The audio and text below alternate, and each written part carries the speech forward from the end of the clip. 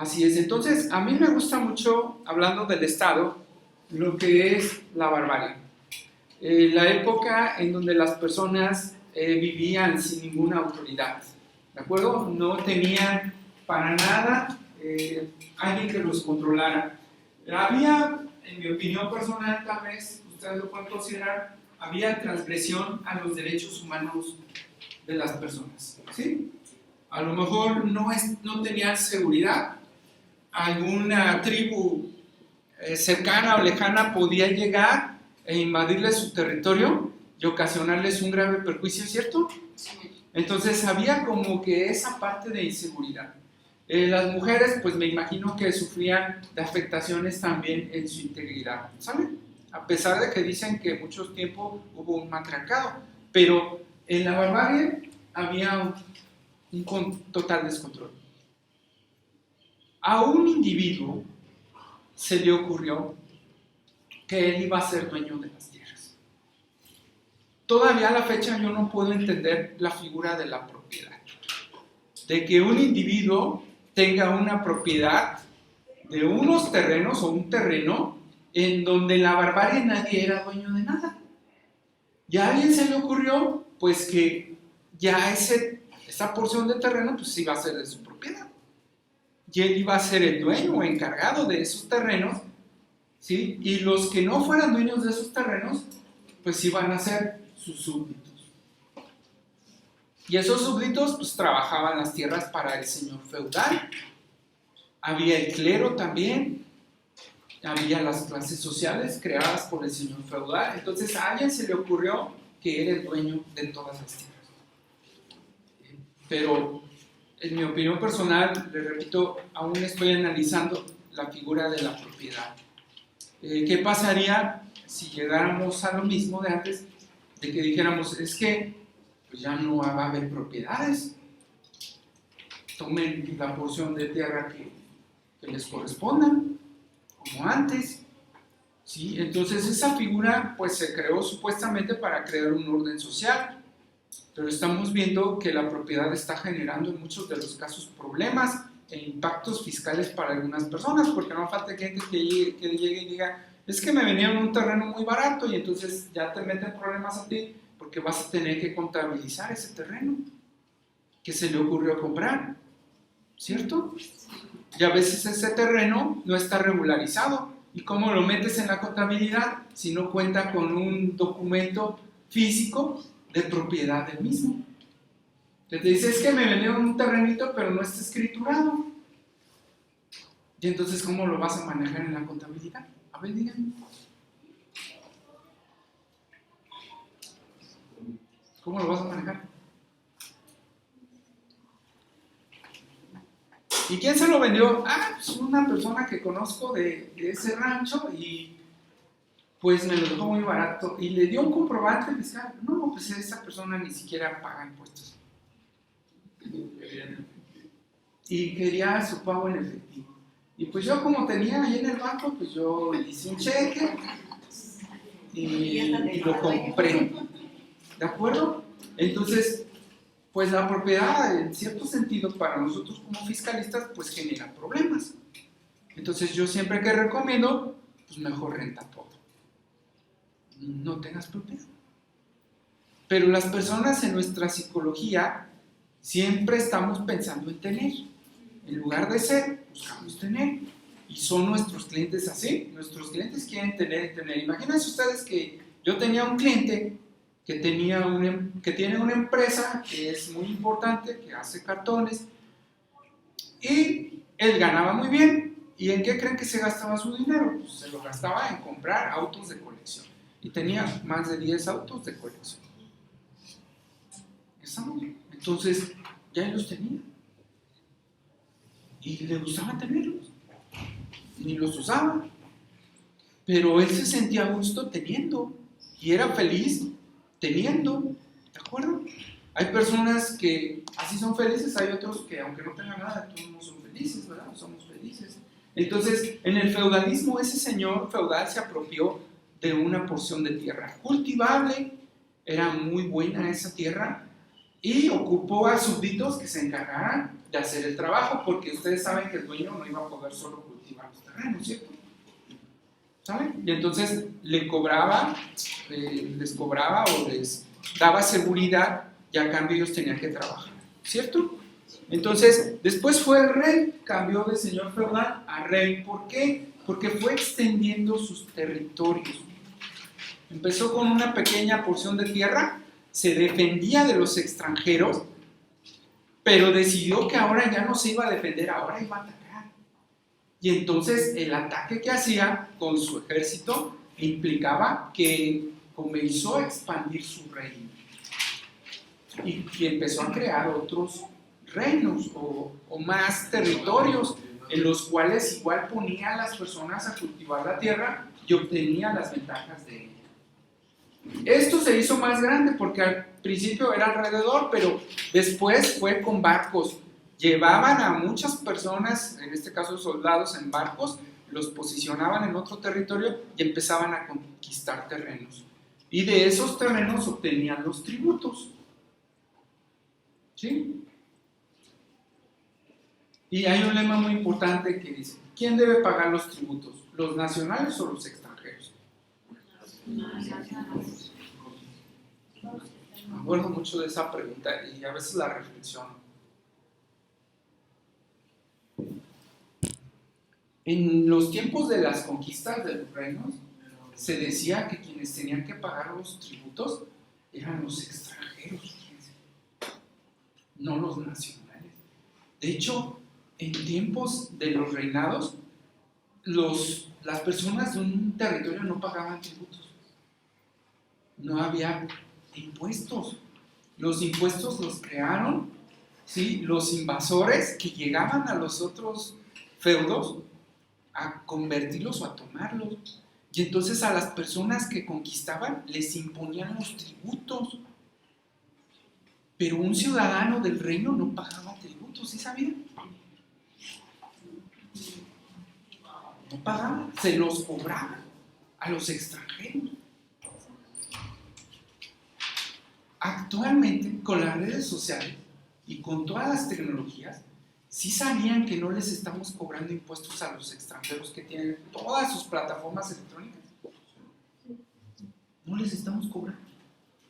Dicen ellos, es que nosotros pagamos los impuestos en nuestro país. Aunque te brindamos un servicio en México, nosotros estamos pagando nuestros impuestos acá. Y entonces los extranjeros, actualmente en México, ¿sí?, como en las épocas antiguas, ¿sí?, no pagan los impuestos. Y son los que los deberían pagar. No lo digo yo. ¿Sí saben de dónde lo saqué o no? ¿No? Bueno, de la Biblia. En la Biblia dice. En la Biblia luego busco cuestiones fiscales. Y ahí dice. ¿Estamos? Y la pregunta se la hace un discípulo a Jesús. Le pregunta, maestro, ¿quién debe pagar los impuestos? ¿Los nacionales o los extranjeros? Y Jesús le contesta que los extranjeros. Sin embargo, le dice, fíjense, sin embargo, ve al lago o mar, no sé qué era ahí, discúlpenme, pero ve, saca un pez y en su boca encontrarás una moneda y vas y te pagas los tributos. Y sin embargo los pagó. Entonces Jesús pagaba impuestos. Fijan, a pesar de que no estaba de acuerdo con el sistema impositivo que imperaba en esas épocas, a pesar de que él con su sabiduría estaba consciente que los nacionales no deberían de pagar los tributos, sino aquellos extranjeros que estaban llegando a las tierras que eran de su propiedad, de esas personas de ese territorio. Entonces, no sé ustedes qué consideren, pero a lo mejor tendríamos que cargarles más los impuestos a los extranjeros y nosotros pagar menos. ¿Sale? ¿Por qué no lo hacen? Tienen miedo. ¿Por qué tienen miedo? Porque dicen que disminuiría las inversiones. ¿De acuerdo? Entonces tienen miedo. Les da miedo de esa parte y entonces nos cargan más a nosotros. Entonces hay aplicaciones que usamos todos los días en donde esas compañías no están pagando tributos en México y obtienen unos ingresos tremendos. O sea, muy, muy grandes. Y son compañías que ustedes usan mucho. No las puedo enumerar porque pues, es hacerles publicidad. Sin embargo, me imagino que ustedes ya tienen una idea de cuáles son esas compañías. ¿Sale? Después se convierte en Estado soberano. ¿Por qué? En el feudalismo, el poder, bueno, en la barbarie nadie tenía poder, más que el líder de la tribu, pero en el feudalismo el señor feudal era el que tenía poder. En el reinado, el rey. Y en el Estado, ¿quién es el que tiene el poder? El gobierno. El gobierno. Me gusta mucho su respuesta, pero no es la correcta. Pero me gusta mucho, ¿sí? Se supone que el poder lo tiene el pueblo, pero es mentira. Estamos porque si hoy tomamos una decisión, la mayoría no nos hacen caso. ¿Estamos?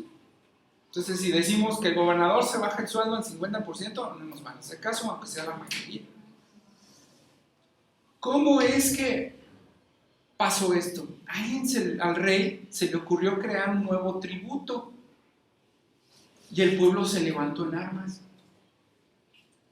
Bueno, con palos y piedras. Porque ya no estaban de acuerdo en un nuevo tributo. ¿Sí? Y les molestaba que no los tomaran en cuenta. Entonces el rey, muy inteligente, en mi punto de vista, dijo, bueno, vamos a tomar ahora en cuenta al pueblo. ¿Y qué vamos a hacer? Vénganse los líderes de ustedes, los voy a agregar aquí conmigo, y ahora cuando yo vaya a fijar un tributo, les voy a pedir su opinión. Ahora se llaman diputados. ¿Sí? Que en muchos de los casos no representan desafortunadamente los intereses del pueblo. ¿De acuerdo? Entonces, esa fue la razón por la cual pasó el poder a manos del pueblo, pero no lo tenemos ya, lo tienen los diputados del Congreso. Ellos son los que tienen el poder soberano. ¿Por qué soberano también? Porque no depende de otros estados extranjeros. Es decir, que ningún estado extranjero puede tener intervención en el Estado mexicano. También eso es falso. Porque tenemos organismos internacionales que nos marcan pauta de comportamiento en nuestras políticas fiscales. Tenemos a un presidente, creo que vamos a ver, de Norteamérica, que fija a México cómo debe actuar en ciertas cuestiones, tanto económicas como de estrategias políticas. Entonces, no somos soberanos, como debiera ser.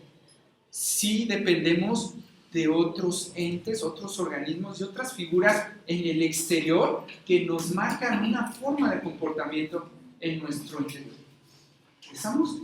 Pero eso era lo ideal.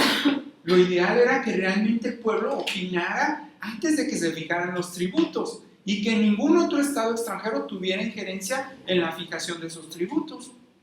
Y estamos viendo que eso ya no es operable, ya no es actual, ya no es vigente. Si quisiéramos que así fuera, pero ya no es la realidad. ¿Hasta aquí alguna duda, algún comentario? Tenemos a un vecino, todos nosotros somos vecinos, ¿verdad? Algunos buenos, algunos muy malos, ¿verdad? O algunos muy buenos y otros peor, ¿sale? Entonces tenemos a Norteamérica de nuestro vecino, que es muy triste porque la mayoría o gran parte del territorio era nuestro, ¿sí? Sin embargo,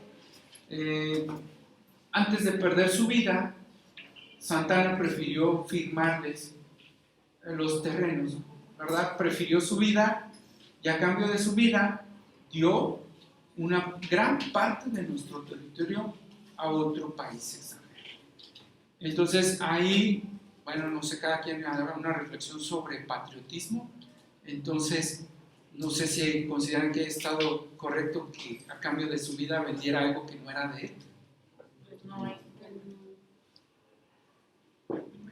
Ahí tendríamos que hacer esa reflexión, ¿no? Se me ocurre de que no sé, alguien diga, bueno, pues es que si ya lo habían capturado, si él estaba preso, Era lógico que lo iban a asesinar. Él sabía que podía pasar eso porque a cambio de su vida dio algo que no le correspondía. Bueno, pues ahí lo dejamos de reflexión. Entonces ese vecino nos está impactando en nuestro sistema fiscal porque las tasas de ellos son más bajas que las de nosotros. Tienen un 20 aproximado de impuestos sobre la renta y un 7 punto y tantos de impuesto al valor agregado. ¿Sí? Entonces eso nos impacta a nuestro sistema tributario porque nosotros tenemos en algunas ocasiones nuestra carga impositiva, lo vamos a ver más adelante, llega al 50 o más por ciento, dependiendo de los productos. No sé si les dije en la clase anterior, hay productos sobre los cuales tenemos o llegamos a tener hasta el 500% de cargas impositivas en productos. ¿Estamos? Entonces, ellos están cambiando sus impuestos y nos está impactando a nuestros impuestos. Tan es así que en la frontera se tuvieron que disminuir las cargas impositivas para estar equiparables con Norteamérica. Pero eso es injusto porque a nosotros que estamos en el centro del país tienen una carga impositiva normal. Y como lo vamos a ver más adelante, los impuestos deben ser proporcionales y equitativos. Ahorita lo vamos a ver seguir. Y no están siendo proporcionales y equitativos porque a mí me están aplicando una tasa más alta que en la frontera. Yo no tengo la culpa de estar en el centro del país. Y eso es injusto. ¿De acuerdo? ¿Por qué lo hacen? Pues reitero, porque no somos soberanos. Pues a mí que me importa que ellos tengan sus cargas impositivas. Y dicen los economistas, es que si los ponemos a tasa normal, entonces van a comprar todos los productos en Norteamérica, del otro lado de la frontera, y no van a venir a México a comprar nadie, porque allá los impuestos son más bajos. Bueno, lo dejamos ahí de reflexión. Tenemos el caso de China. ¿Por qué cito a China? Bueno, pues es la segunda economía del mundo, con vísperas a que sea la primera. ¿Saben? La primera economía está muy cerca de ser la primera, pero China tiene un sistema económico, no sé si sabían ustedes, socialista. ¿Sí ubican más o menos qué es el socialismo? ¿No? El Estado apoya a su gente en todo. No hay, se supone, ricos ni pobres. Todos son iguales. Esa es la figura original del socialismo. No hay clases sociales. Pero tiene un híbrido. Si hay ricos, hay muy poquitos. Y también hay personas que son pobres. Pero su ideal o su filosofía es esa. ¿De acuerdo? Las empresas en China, la mayoría son de ciudadanos chinos. Esa es otra cuestión. Si una empresa quiere invertir en China, no puede poner la empresa, tiene que ser en conjunto con personas chinas, ¿de acuerdo? O ciudadanos de China. Entonces tiene un híbrido muy específico. China está invadiendo no con tributos, sino con mercancías en todo el mundo. Tienen la facilidad de colocar lo que sea en cualquier parte del mundo. Son expertos en logística y en producción de mercancías. ¿Cuál es el problema? Que antes nos invadían con armas para cobrarnos los tributos. Ahora nos están invadiendo con mercancías. Y nos están colocando en todos lados productos de origen chino. Muchos de ellos que entran de contrabando y los compran las personas. Y eso está generando un problema fiscal porque el Estado entonces no está obteniendo los tributos necesarios para poder brindar los servicios. Entonces China actualmente en México es un problema. Cuando ustedes van al extranjero, si alguien va al extranjero, van a un centro comercial y lo primero que les recomendamos es que vean la etiqueta.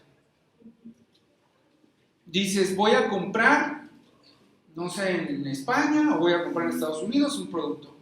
Se dan cuenta que la mayoría están hechos en China. Y te preguntan, ¿en dónde lo compraste? Pues en Estados Unidos. Es de China. ¿Sí? Es de China, está hecho ahí. Entonces, es una invasión tremenda. Y por último tenemos la 4T. ¿Qué es la 4T?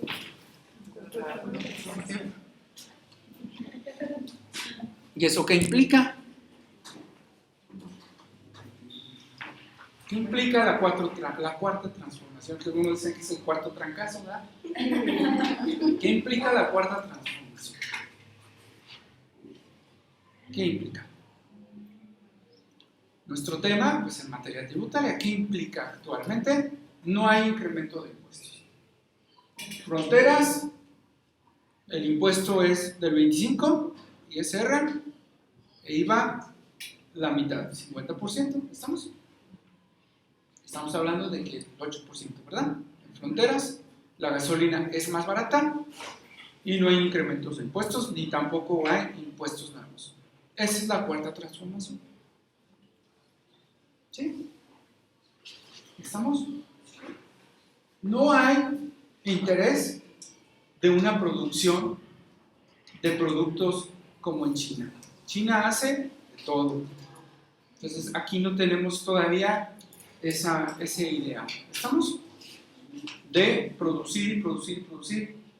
Lo que presumen nuestros gobernantes de que producimos son vehículos, pero los vehículos no los produce México, los producen compañías extranjeras, coreanas, japonesas, sí, chinas, norteamericanas, ¿de acuerdo? Entonces, en materia productiva, ¿de qué podemos presumir que somos productores de qué? ¿De qué? Mano de obra, dice. Muy bien. Otra cosa, mano de obra barata, ¿verdad? Eso es lo que podemos presumir. Y pues lo vemos, por ejemplo, cuando terminamos la carrera y buscamos trabajo y vemos que pues no nos pagan muy bien, que digamos, ¿sí? A pesar de que tardamos 4 años y medio, 5 en una carrera profesional, ¿de acuerdo? Y hay muchas personas que solo estudian una carrera técnica o abren un negocio y ganan mucho más. Y tenemos para ello en materia fiscal, pues lo que son el régimen de incorporación, que son panaderos, tiendas de abarrotes, ¿qué más? Zapaterías, talleres, ¿sale? ¿Y cuáles son sus límites de ingresos? Hasta 1.900.000. 2 millones. ¿Sí? Entonces, ¿cuánto paga un régimen de incorporación de impuestos? El primer año no paga, el segundo el 10 y así sucesivamente hasta llegar al 100. ¿Cuánto paga un profesionista?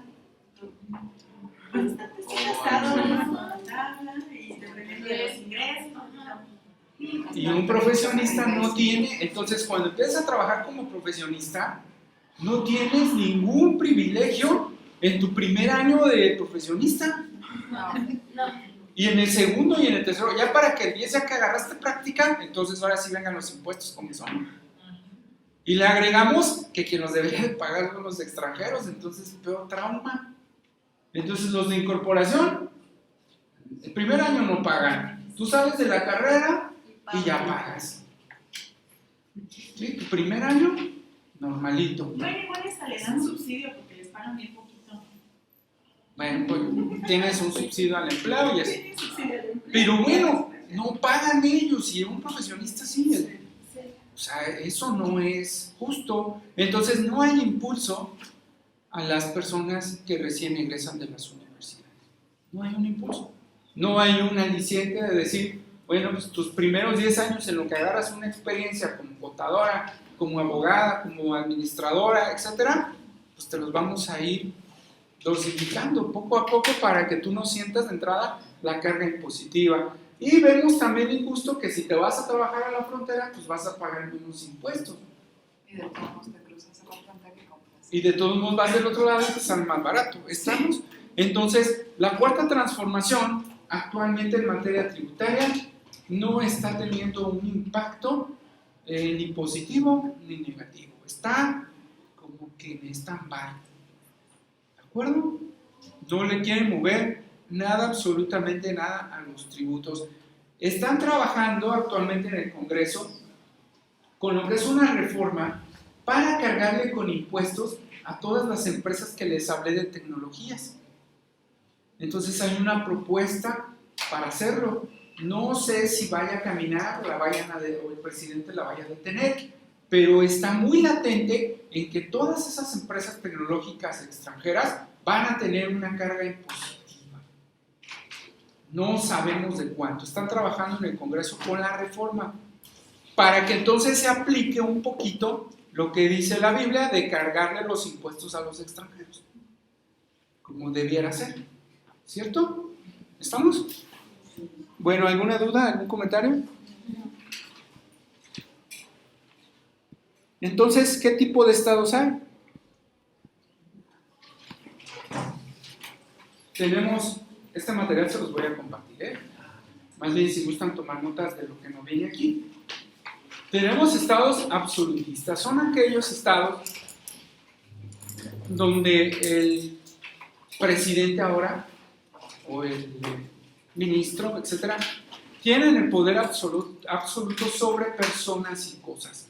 El dueño de todo es el presidente. Y tenemos el caso de Venezuela, donde prácticamente el presidente de ese país es absolutista.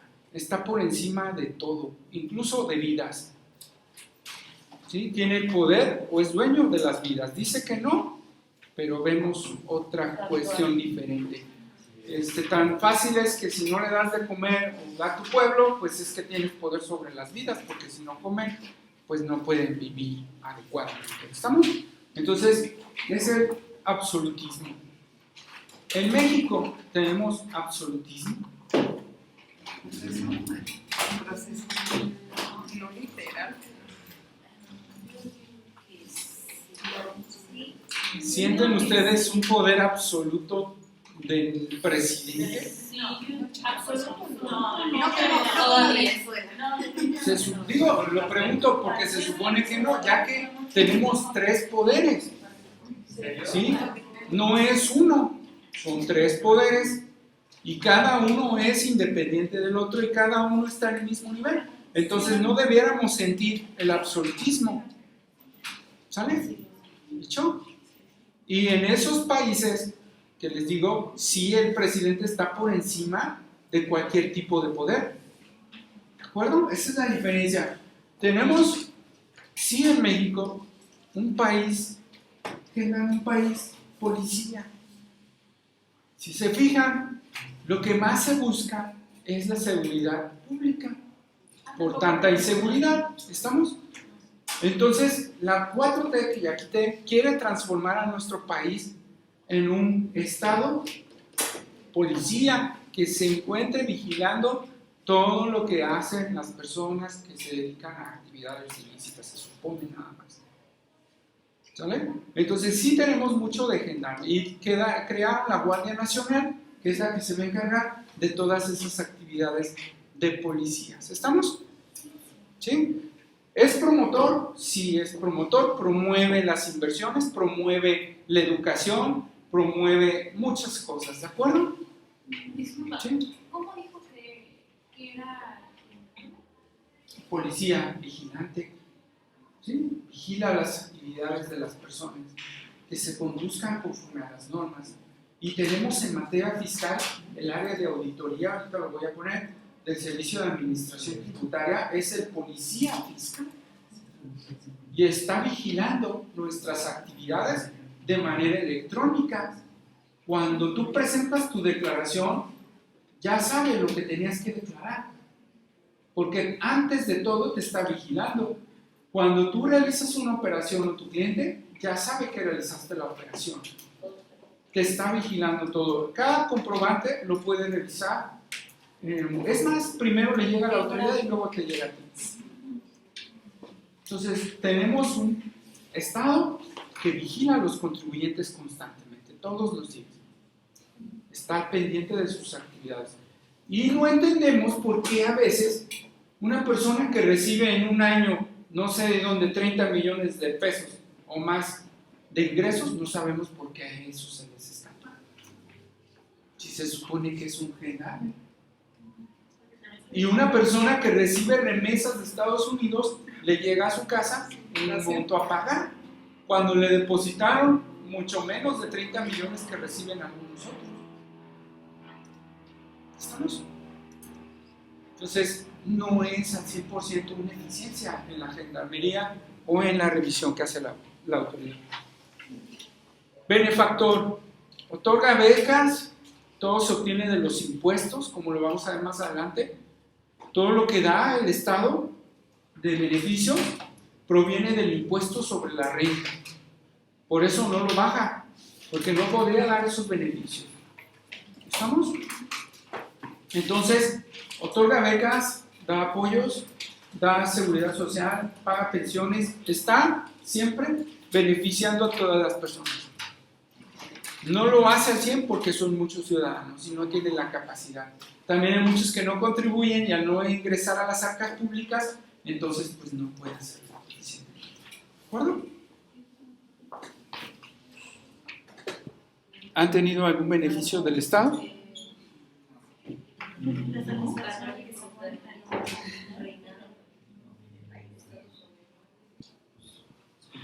¿Han recibido un beneficio del Estado? Bueno, sí, no tiene primaria y eso sí se cuenta la escolaridad. ¿Alguna deducción de impuestos?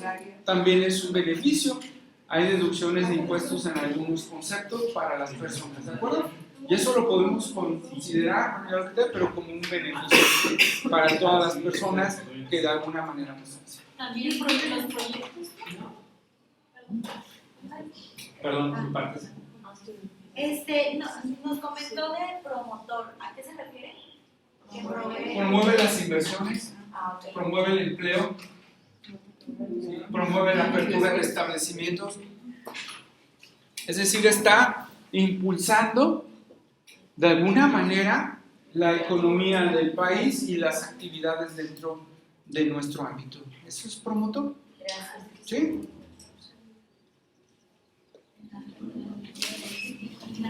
¿Alguna otra duda?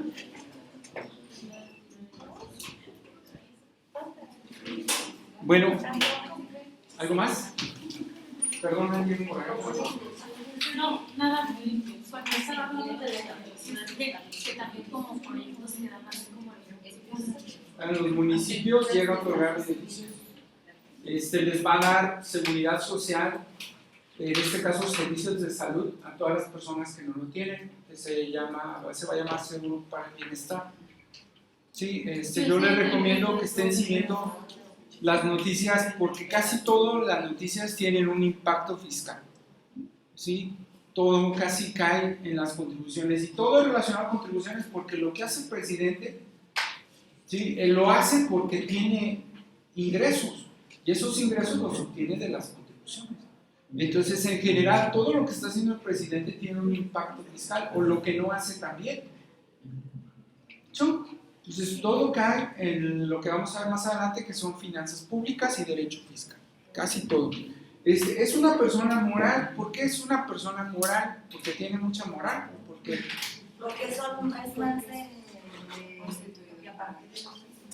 Porque nosotros hablamos en fiscal de personas físicas y personas morales, ¿cierto? ¿Sí? Personas físicas, pues es un individuo, o sea, hombre, mujer, o ahora hablan de un tercer sexo, ¿estamos? Entonces, antes era él, ella, y ahora es ella también. Entonces, son personas físicas con diferente preferencia sexual o diferente personalidad sexual. Y las morales son aquellas que son compuestas de varios individuos, personas físicas. Entonces el Estado de la misma manera está compuesto de varios individuos. ¿El Estado paga contribuciones? Sí, claro. Sí paga. Luego algunos municipios no pagan, pero sí deben de pagar. ¿Estamos? ¿Por qué no pagan? Porque no tienen a veces la suficiencia presupuestal para poder cubrir con sus obligaciones tributarias, pero sí están obligados. ¿Estamos? Entonces es una persona moral compuesta por varios individuos. Tiene un nombre, tiene un domicilio fiscal. ¿Sí sabían? Que todas las dependencias tienen un domicilio fiscal, tienen un nombre, tienen un patrimonio, ¿sí? Y también tenemos que las componen personas físicas. Las personas físicas, pues, lo conocemos como ciudadanos o como trabajadores, etc. Estas personas físicas tienen un estado civil. ¿Para qué nos sirve a nosotros como fiscalistas el estado civil de una persona? Por los patrimonios, los bienes. Porque se puede configurar una sociedad conyugal. Y una sociedad conyugal es algo similar a una sociedad civil. Asociación civil, sociedad civil o sociedad mercantil. Y entre cónyuges pueden estar teniendo operaciones de tipo fiscal. ¿Estamos? Entonces, el hombre, el varón, puede ser trabajador de la esposa y expedirle CFDIs. Y el patrimonio que conjunte pues va a ser un patrimonio específico de esa sociedad conyugal. Entonces la sociedad conyugal tiene un tratamiento fiscal específico. Hay hasta libros sobre la sociedad conyugal, su tratamiento fiscal. Entonces es muy importante para nosotros como fiscalistas, ¿sí?, preguntarle a nuestros clientes cuál es su régimen en materia de estado civil. Porque incluso si te dice que nada más se juntó con una persona, por alguna mezcla de ingresos pueden llegar a tener depósitos mutuos, ¿me explico? Y se va a convertir en un impacto fiscal para cualquiera de los dos. Entonces, aunque sean parejas y vivan sin tener una sociedad conyugal, deben de tener un contrato. ¿Sí sabían ahora que llevan su materia de contrato? ¿Sí sabían? ¿Para qué? Pues para cuando haces pagos, cuando le depositas, cuando le das dinero, y todo se debe reportar. Si tú por algo le depositas a tu pareja 10,000 pesos, pues tiene un impacto fiscal. ¿De dónde le depositaste los 10,000 pesos? Para él fue ingresos y tiene que presentar declaración. Que tú se los diste para que le comprara alimento al perro o para que comprara la comida, eso es independiente. El fisco dice, es un ingreso. ¿Estamos? Entonces tú a tu cliente lo tienes que interrogar. A ti se te tiene que decir la verdad, ¿eh? ¿Cuántas parejas tienen? ¿Sí? Porque puede tener un impacto fiscal. ¿Hecho? Porque de repente te va a aparecer a ti en la contabilidad una transferencia a una cuenta de una persona X. A ti te tiene que reportar cuál fue el concepto por el cual se hizo esa transferencia. Y te debe dar un comprobante fiscal y un contrato de esa transferencia. Si no te lo da, si no te da esa información, ¿sí?, está manejando mal la contabilidad. ¿De acuerdo?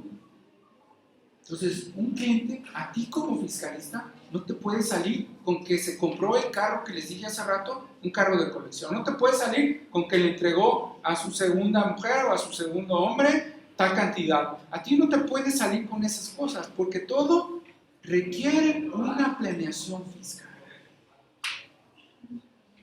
Entonces, por eso es tan importante el estado civil de las personas. Y es un cuestionamiento que le tienes que hacer a tu cliente. A mí cuando me hablan para una consulta me dicen, oye, yo quiero bajar mi carga impositiva, pues me va a tener que decir la verdad. ¿Sí? Me va a tener que decir toda la verdad. No me va a poder salir con que, no te puedo decir porque no.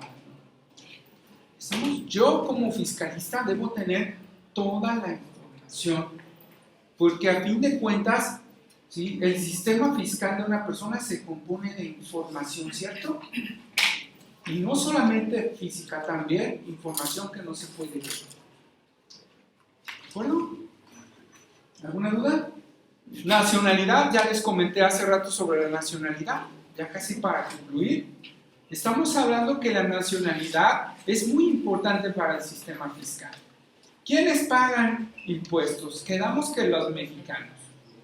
Los extranjeros pagan, hay una condición. Para que un extranjero pueda pagar, debe tener un establecimiento. Entonces, ¿qué es lo que hacen muchas empresas? Para evitar pagar impuestos, pues no ponen establecimientos. Lo siguen dejando en su país, porque en su país la tasa es del 20 y aquí les puede llegar hasta el 35. ¿De acuerdo? Entonces debemos buscar a nivel mundial un estándar en las contribuciones para que no haya esos problemas. ¿De acuerdo? Y entonces ya todas las personas paguen los mismos impuestos si van a España, si van a Francia, si van a México, si van a Estados Unidos, ya saben cuál es la tasa impositiva. ¿Sí? Y va a haber más control. Entonces, la nacionalidad es muy importante para efectos de las contribuciones. Incluso para materia laboral, si vas a contratar a alguien, pues le tienes que pedir sus documentos que acrediten su legal estancia en el país. ¿Cierto? ¿Sí? Capacidad. ¿Qué entienden por capacidad?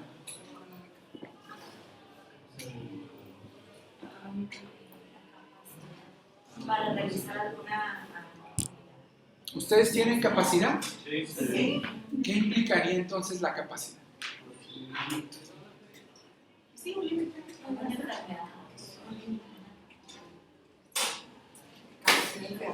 ¿Alguien que está en coma tiene capacidad? Fíjense que pudiera ser que sí. Entonces, la capacidad puede cambiar un poquito en materia fiscal. ¿Qué implica la capacidad? Pues es la aptitud o habilidad o entereza o integridad humana que tiene alguien para poder desarrollarse laboralmente, realizar una actividad económica, celebrar contratos, obligarse con otras personas. ¿Sí? Entonces, ¿por qué digo que la persona en estado de coma? Pues porque puede tener un representante. ¿Estamos?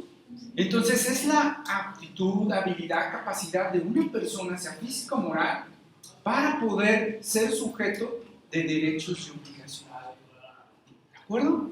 Y en materia tributaria pues es muy importante porque el obtener un derecho pues me puede generar un ingreso. El realizar una obligación pues me puede generar un ingreso, un gasto. ¿De acuerdo? Entonces es muy importante la capacidad de las personas. Un menor de edad paga impuestos. ¿Sí saben que puede pagar hasta jets? Yo he visto en los ranchos que lo mandan a comprar una caguama, digo, malamente, ¿verdad? Está pagando jets y está pagando IVA. ¿Sí? Entonces, para el fisco no le interesa la edad, le interesa la capacidad contributiva que tiene esa persona. ¿Un menor puede recibir depósitos? Pues sí, imagínense, hay menores que los meten a la caja popular y están recibiendo depósitos semanales o mensuales de X cantidad de dinero y está percibiendo ingresos y debe presentar declaraciones, ¿sí o no? No lo están haciendo. No está sucediendo. ¿De acuerdo? Entonces, ahí se le está yendo al fisco esa parte. Entonces, en una vez me consultó un cliente y me dice, ¿y cómo le hago para que a mí no me haga nada? Pues que todo lo pague tu hijo. ¿Cuántos años tiene? No, pues tiene 17 años. Tiene 16 años. Y tiene cuenta, pues tengo la de la Caja Popular, que es la que le dan. ¿Y te dan tarjeta de débito de la Caja Popular? Sí, le dan una tarjeta. Ah, pues con esa, mira. ¿Y qué es el que realice las?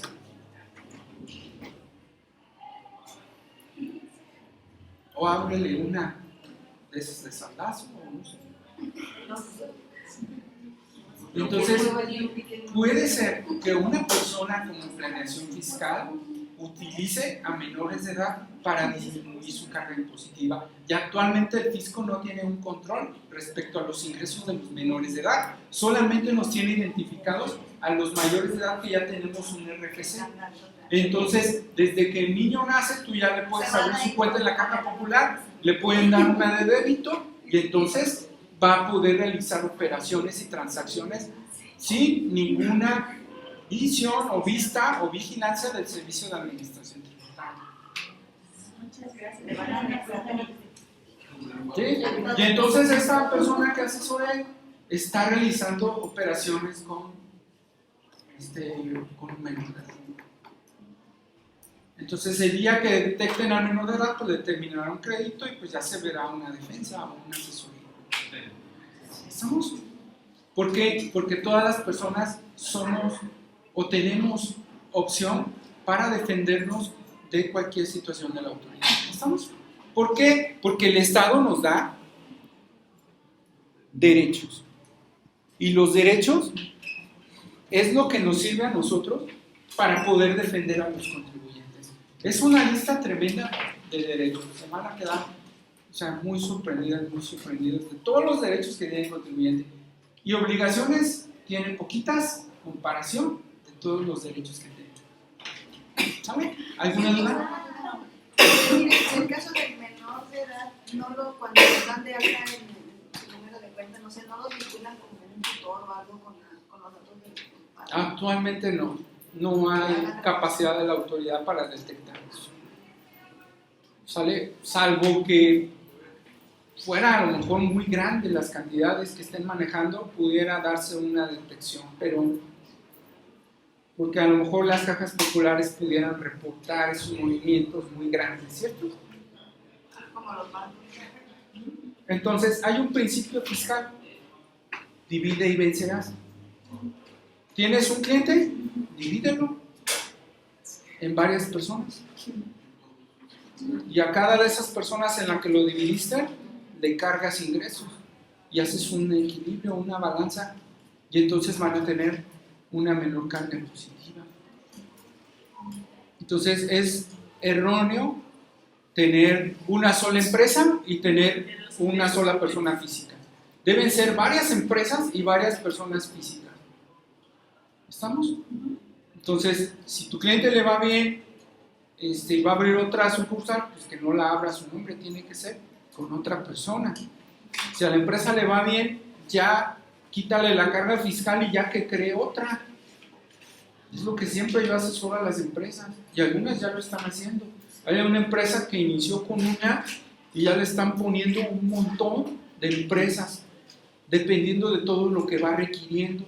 Entonces, por ejemplo, si ocupaba servicios de transporte, creó su empresa de transporte. Si ocupaba servicios de mensajería, creó su empresa de mensajería, y así. Ocupa su empresa de servicios contables y la creó de servicios contables. Ahora ya les dije, ahora ofrézcanlos hacia afuera, porque ahorita tu cliente es interno. Ahora, afuera, servicios contables para empresas. Y era una empresa tototota, o son empresas tototas que las hemos estado haciendo en empresas pequeñitas, muy pequeñitas, pero ya si sumas, pues son tremendas, ¿no? Entonces es el peor error. Entonces tu contribuyente, si es un hombre, pues lo vas a agregar a sus hijos y vas a agregar a su esposa en el sistema fiscal. Y si tiene primos, primas, pues también les puedes ir agregando. Y lo vas a ir dividiendo en varias personas físicas para que no sufra un impacto en lo que es su sistema tributario. ¿De acuerdo? Y ojalá que los convenzan, pero siempre decirles, no tengas nada. ¿Cómo que no tenga nada? No, todo réntalo. Hasta la pareja, ¿verdad? Que te des CFDI. ¿Servicios? Pues sí, son servicios personales.